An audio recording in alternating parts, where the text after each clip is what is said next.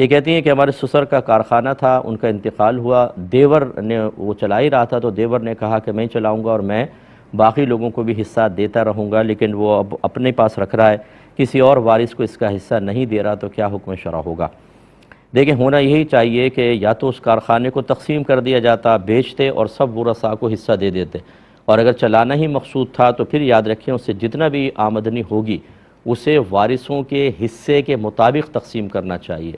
جتنے بھی ورثاء ہیں، کیونکہ یہ کارخانہ اس لڑکے کا نہیں ہے، یہ سسر صاحب کا تھا، ہاں محنت وہ کر رہا ہے، تو یا تو یوں کریں کہ وہ اپنے ایک اجرت طے کر لے، سیلری طے کر لے، وہ تو لے ہی لے، اور باقی جتنا پروفٹ ہو، جتنے بھی اس کے ورثاء ہیں،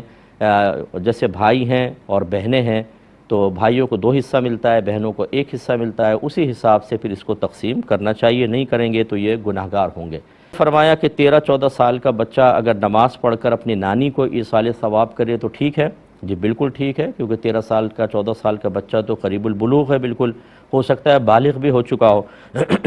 اگر لڑکی ہے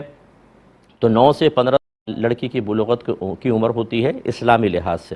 اگر اس دوران حیض آ جاتا ہے، احتلام ہو جاتا ہے، یا اس کی شادی کر دی وہ حاملہ ہو جاتی ہیں تو یہ بالغہ کہلائے گی، لیکن 15 سال کے بعد تو بالغ ہی ہیں، اور لڑکے میں 12 سے 15 سال کے درمیان اگر احتلام وغیرہ ہو جائے یا نکاح ہو جائے اس کا اور اس کی زوجہ حاملہ ہو جائے تو سمجھ لیں بچہ بالغ ہو چکا ہے، تو یہ تو قریب البلوغ، اور فرض کر لیں کہ اگر نہیں بھی ہوا تو بہرحال بچے یہ نیت کے اہل ہیں، 7 سال کے بعد بچہ نیت کا اہل ہو جاتا ہے، باقاعدہ جو بھی نیک عمل کرتا ہے اس کو اس کا ثواب ملے گا، اور وہ اس ثواب کو ایصال بھی کر سکتا ہے، بیچو اس پہ کوئی حرج نہیں ہے۔ یہ کہ انہوں نے دیکھیں یہ بہنوئی سے جھگڑا ہوا کسی کا، بھائی وغیرہ کا کس کا، تو اس نے فون پر کہا کہ میں نے آپ کی بہن کو طلاق دے دی ہے، 3 بار اس نے کہا۔ دیکھیں یہ کلیئر اپنی زوجہ کو ہی دے رہا ہے، یقینی سی بات ہے کہ بہنوئی ہے اور وہ کسی سے کہہ رہا ہے، مثلا اس کے بھائی سے ہی کہہ رہا ہے، بیوی کے بھائی سے، سالے سے اپنے، کہ میں نے تمہاری بہن کو طلاق دے دی، تو انڈرسٹوڈ ہے، بہن تو یعنی وہی اس کے نکاح کے اندر ہے تو اپنی زوجہ کو ہی کہہ رہا ہے، تو اس میں نام لینا یا اشارہ کرنا یہ کوئی ضروری نہیں تھا، بالکل کلیئر ہے، بیوی کی طرف نسبت ہے، تو اس نے اگر تینوں طلاقیں دی ہیں ایک ساتھ تو تینوں کا ہی وقوع مانیں گے۔ یاد رکھیں کہ صحابہ کرام علیہم رضوان اس پر متفق تھے،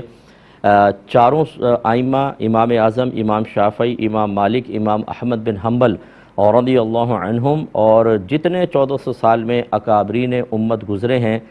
سب اس پر متفق ہیں کہ ایک وقت کی 3 طلاقیں 3 ہی ہوں گی،